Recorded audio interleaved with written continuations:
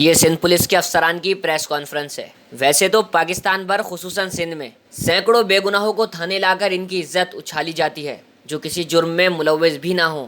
ڈہرکی میں عید کی چھٹیوں میں ایک بینک کے ATM سے 75 لاکھ روپے سے زائد چوری ہو گئے۔ پولیس کی روایتی تفتیش میں کمزور قانون کے نرغے میں آ گئے۔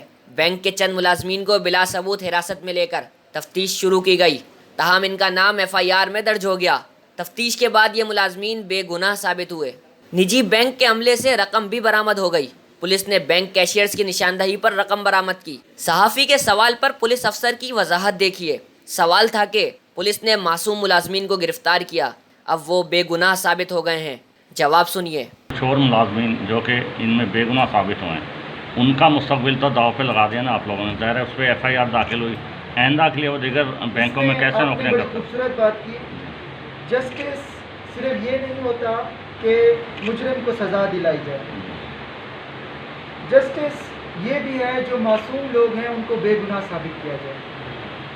تو الحمدللہ اس میں نے انکوائری کی، اس میں جو بینک آفیشلز تھے انہوں نے میرے ساتھ مکمل تعاون کیا۔ FIR میں کسی کا نام آ جانا اس میں کوئی یہ نہیں ہے کہ وہ مجرم ہو جاتا ہے، ایسی کوئی بات نہیں۔ یہ فرسٹ انفارمیشن رپورٹ ہوتی ہے FIR، اور ہم نے یہ تفتیش ہوتی ہے پولیس کی جس میں وہ ثبوت اکٹھے کرتی ہے کہ کون مجرم ہے اصل اور کون بے گناہ ہے۔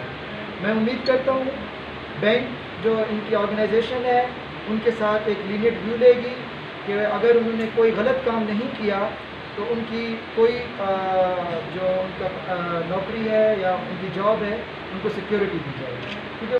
آخر ہمارے یہاں پولیس کی بادشاہی کب ختم ہوگی؟ یہ نظام ایسا مکڑی کا جالا ہے جس میں کمزور پھنس جاتا ہے اور طاقتور اسے توڑ کر نکل جاتا ہے۔